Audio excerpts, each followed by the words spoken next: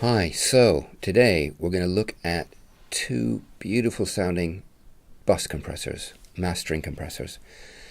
Both of them have come out recently, so we're going to be looking at the Acustica Audio Ivory 4 compressor and the SPL Brainworx Plug-in Alliance Iron compressor. Now the Ivory 4 is the latest version of Ivory. They've had Ivory, previous versions, Ivory, and then Ivory 2 and Ivory 3, and this is Ivory 4. So it's new in the sense that it's a new version, and I have to say it sounds spectacularly great. I thought Ivory 3 was good, but this just is head and shoulders out of the water above it. It's one of the nicest sounding bus compressors I've ever heard. So great for mastering, great for the 2-bus. And then the Iron by SPL Brainworx is the equally beautiful sounding compressor. It sounds very different, but like the Ivory, it's really versatile, and it adds a beautiful sheen and a beautiful solidity to the low end. So we're going to have a look at both of these, and we'll have a look at what they can do, and we'll compare the sound, and hopefully you'll find this useful. So let's have a listen. Okay, so here we are. I've got the Acustica Ivory and I've got the SPL Brainworx Plug-in Alliance Iron here. And let's start with the Ivory. Now, first of all, I'm just going to play a little bit of this track just so you can hear what we're working with.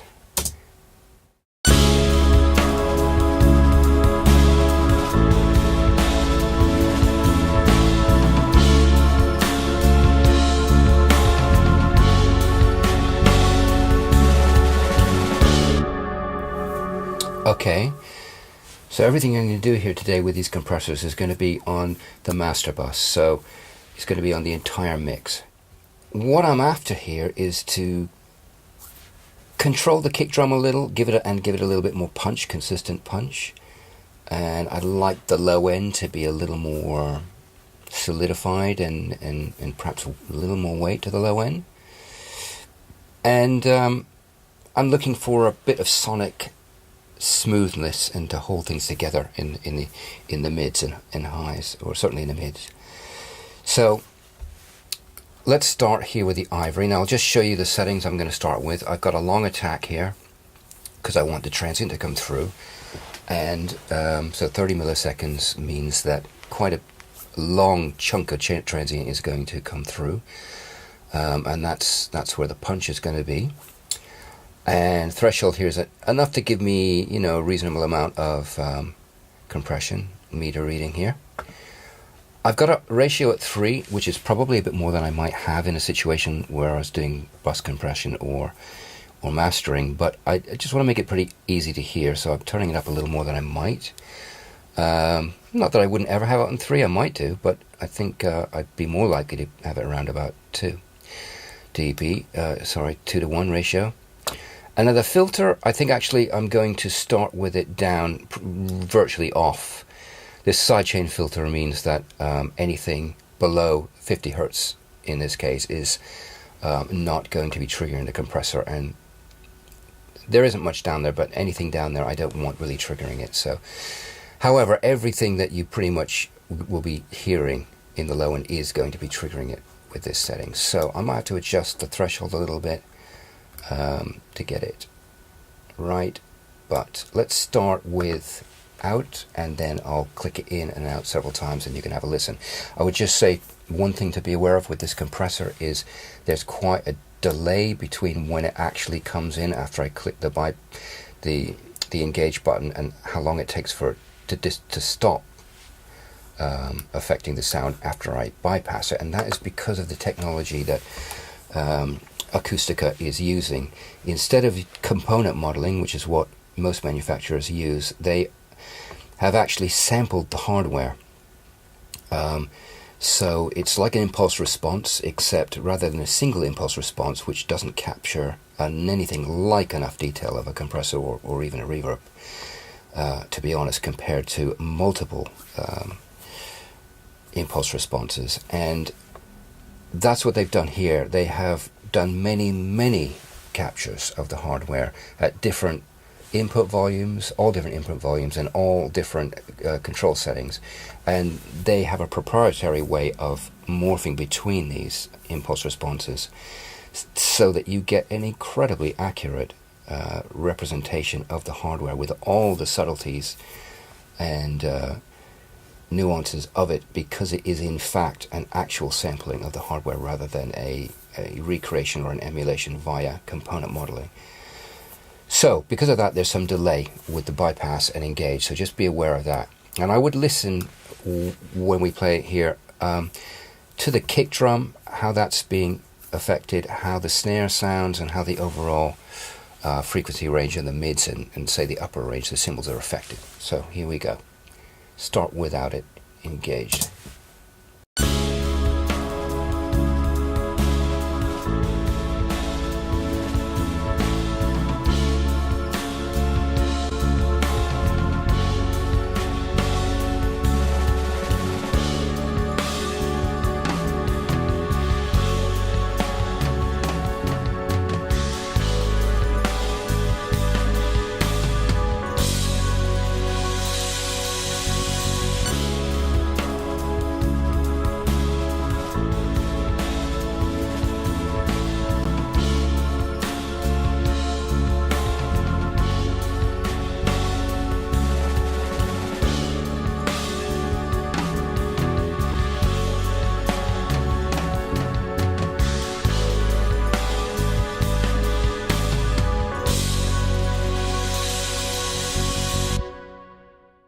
Okay, so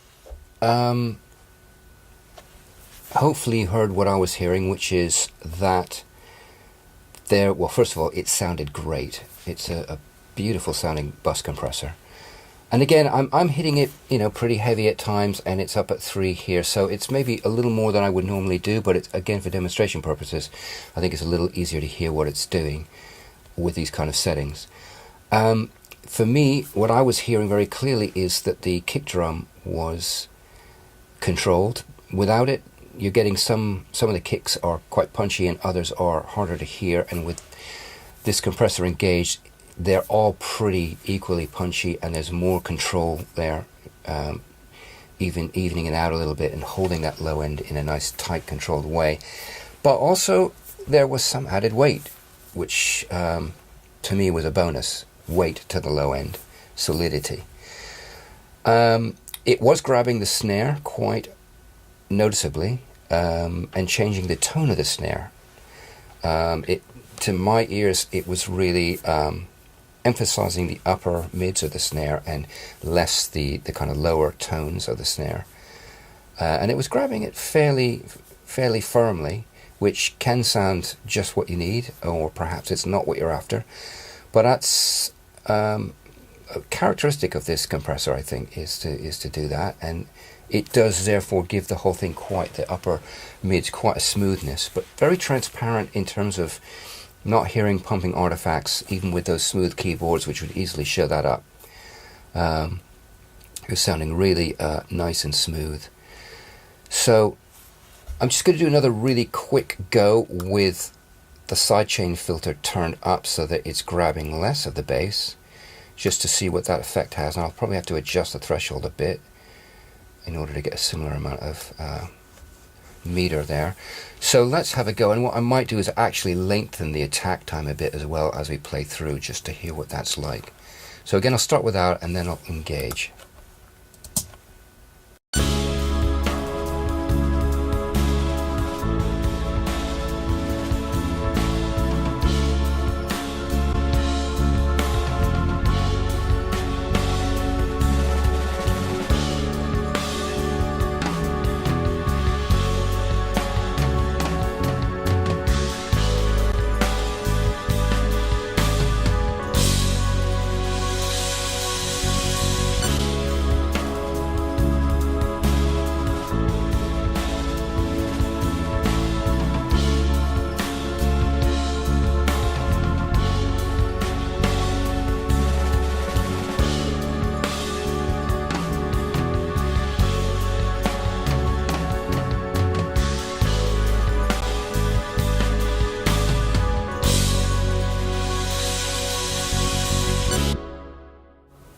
So, interesting, because quite a different effect there by the time I'd turn this up to 100.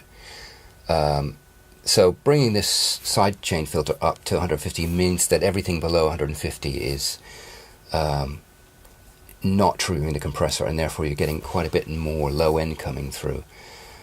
And I liked that. It was a different effect on the low end, but it sounded nice. It gave it even a kind of more low end presence. But I also felt that the punch was perhaps slightly reduced by doing that.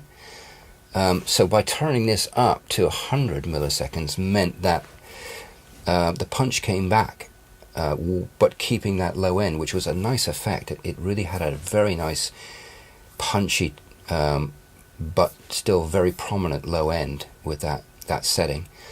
I did have to crank the input gain up a little bit to get the same amount of push into the compressor, because the threshold was already up all the way, but sounding really nice. It was grabbing the snare even harder, of course, because less going on down here with the compressor means that more up higher is going to be grabbed by the compressor, and I found that the snare was being grabbed pretty significantly there. And it's not like I was hearing the snare, being turning to kind of overly compressed sound, or as if it was getting too much of a kind of snappy slappy thing going on or anything like that. It was still sounding really smooth and natural, but it changed the tone of the snare pretty significantly, and also smoothed it quite a bit, which may or may not be what you're after. So very versatile, though. You can hear how versatile it is, and we didn't even begin to look at what we'd get with the faster attack and slower release at, say, lower ratios, and it's a whole other side to the compressor, which I may cover in another video just about the compressor. But let's move over to the Iron and have a look at this. So here, what I'm going to do with this one, I think, when I bypass, by the way, I'm going to use its built-in bypass because it's just a bit smoother. But having a look here, we have again the attack. Now it looks like you only get a few stops because they're stopped here, but actually you get a lot more than that, because each of these rectifier circuits, which are all very carefully component modeled, changes the attack and release characteristics. So set here on a slow attack, it's actually around 70 milliseconds. But if I moved it to here, it becomes 50 milliseconds on slow, and each of these is different. And they don't go slower and slower, by the way. They go slower and then go faster. And that's a little confusing. But there's a chart that they give you that shows you that, which I'll cover perhaps in another video. When I may do another video on this, going into the details of it, because there's an awful lot here, and it is a amazingly versatile compressor. But for now, just know that it's a long attack, similar to what we had on the Ivory. Although, keep in mind as well that the same attack setting on two different compressors, it can be extremely different, because there's also the envelope of the attack. So, 50 millisecond attack on one compressor can sound dramatically different than 50 millisecond attack on another compressor. Now, same thing with the release. I've got it fast, and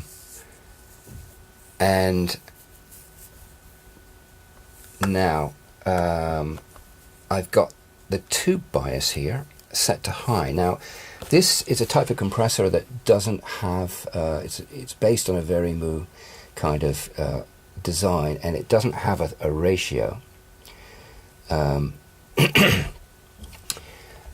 The ratio varies depending on how hard you hit go across the threshold.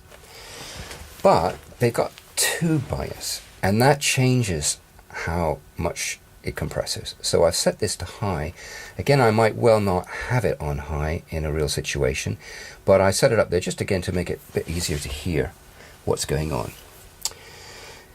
Now, again, there's a lot more here. There's some really great, a whole array of great settings here, which I may cover in another video just on this compressor.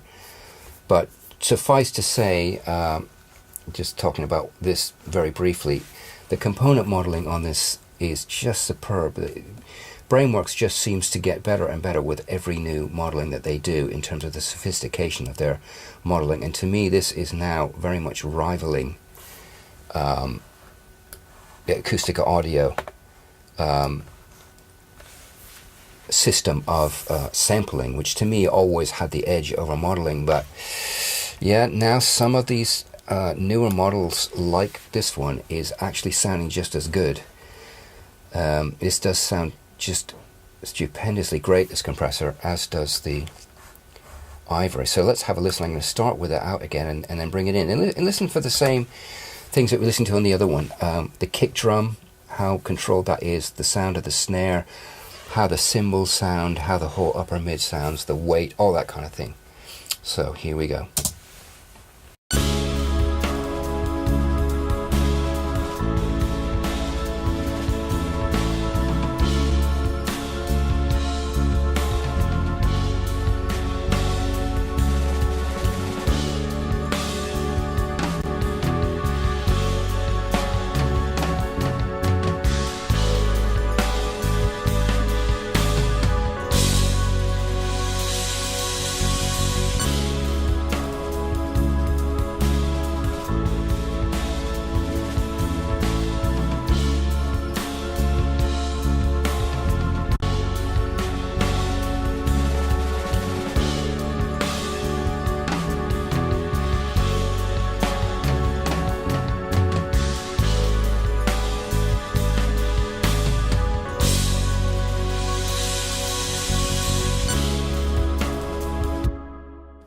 So,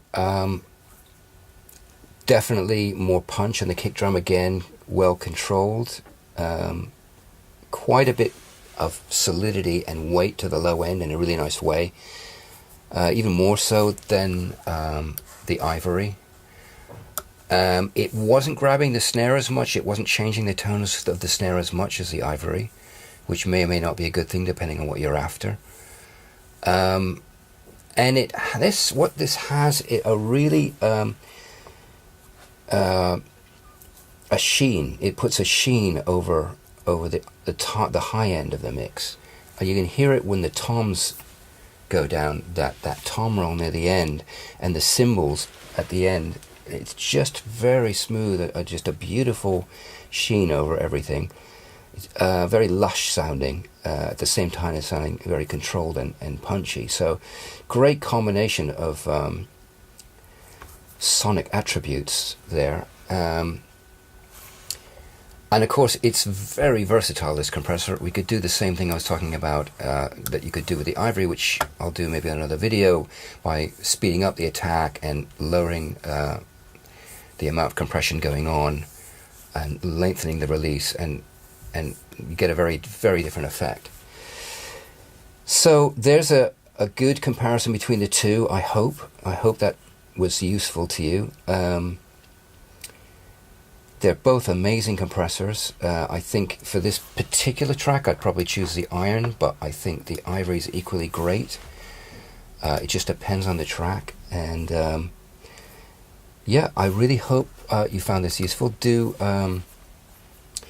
subscribe if you found this useful, and do leave comments if you've got any questions or there's anything else you'd like me to cover in another video. And hope to see you next time.